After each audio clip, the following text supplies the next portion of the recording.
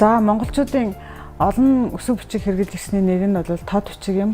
Монголчууд одоо өөрийн өмнөх бичиг үсгээ сайжруулах одоо шинэ зүйлийг эрэлхийлэх үүднээс бол бичиг үсэг зохиож ирсэн байдаг.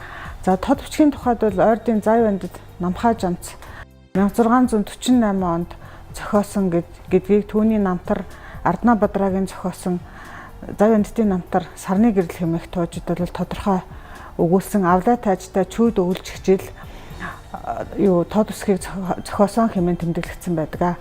Тэгэхээр энэ тод бичиг нь бол одоо монголчуудын төр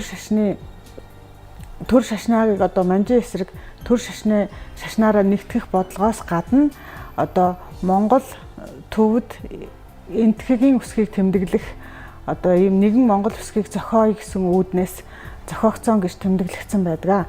За тод бичиг бол тухайн үедээ одоо яагаад тод бөгөөд тодорхой юм бэ гэхээр монгол бичигтэй харьцуулах юм бол одоо нэг дүрсээр тэмдэглэгддэг байсан өсөг бичгүүдийг тус тусад дүрсээр тэмдэглэсэн шинээр өсөг бичиг зохиож тэмдэглэсэн гэх зэрэг олон төвшөлт талтай хэдийгээр одоо монгол бичгийн суурин дээр бий болсон боловч одоо тухайн үеийнхээ бичиг үсгээс илүү тодорхой бичиг үсэг байсан юм аа. Тэгээд ингээд 7 их шиг 19 гигүүлж нийт бол 26 үсэгтэй бичиг үсэг байгаа. Энэ бичиг үсгээрээ бол Ойрдын Зай Вандид Намхай Жамц бас жилийн хооронд одоо ном судар орчуулсан гэж тэмдэглэдэг.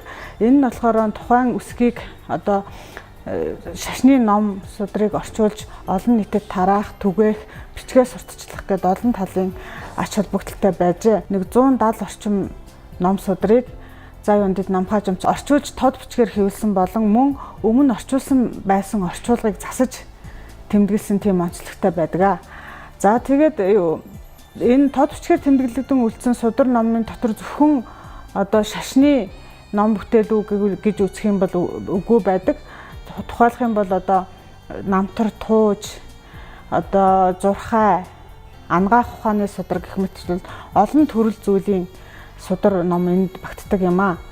Тэгээд энэ судар номын төрөл зүйлийн тухайд болохоор Шинжлэх ухааны академийн хэл зохиолын хүрээлэнд хадгалагдаж байгаа судар бол хамгийн олон тоотой байна. Түүний дараагаар бол Улсын төв номын санд байна. Унгарт, Халимагт, одоо Шинжаанд бол тод номын дурсгалууд бол өдгөө хадгалагдаж байгаа. Эдгээр дурсгалуудыг ерөнхийд нь бол өмнө Тусан Балдангуй судалснаар бол 65 зүйлийн тод номын судар байна гэж тэмдэглэгдсэн бол сүүлийн үед Бүгднамт Хятад ард улсын төвийн үндэсний их сургуулийн доктор Мянгад Эрдэмт одоо 40 гаруй зүйлийн тод судрыг одоо цуглуулж нэмээд одоо тод судрыг бол 100 гаруй зүйл байна гэж тэмдэглэсэн байна. За тэгээд тод үсэг бол зөвхөн одоо тодоор тэмдэглэгдээд зогсохгүй дээрэс нь бол энэтхэгийн 50 үсэг төвдийн 30 үсгийг галиглах тийм галгийн системийг галиглаж одоо хүний нэр газар усны нэрийг тэмдэглэх галиг үсгийн тогтолцоог бий болгоснороо бол бас тухайн үедээ одоо гадаад үгийг болон монгол үгийг тэмдэглэх одоо үсгийн ээж бүрэн тогтолцоо гэж хэлж бол тогтолцоо юм а гэж үзэж болохоор байгаамаа. Халимгууд 1924 он хүртэл тод үсгийг хэрэгэлсэн. Шинжаан уйгур бол одоо саяхан болтол тод үсгийг хэрэгэлж байсан. Манайхан бол 1940-од он хүртэл тод үсгийг хэрэгэлж байсан. Бичмэл гар бичмлэр их тархсан байдаг боловч одоо тухайн үедээ бол ялангуяа галдан бошхтын үед тод бичгийг бол барлж байжээ гэсний уул мөр нь бол цөөн тоотой боловч байна. Жишээлх юм бол манай үндэсний номын санд бол 2-3 тийм барын тод судар байдаг. Түүний нэг нь болохоор Монгол тод үсгийн найрлага буюу цагаан толгой байгаа. Энэ нь бол модон барын судар бөгөөд эдгээр нь бол одоо тод номыг бараар хэвлэж байжээ гэсний бол баталгаа болдог юм аа.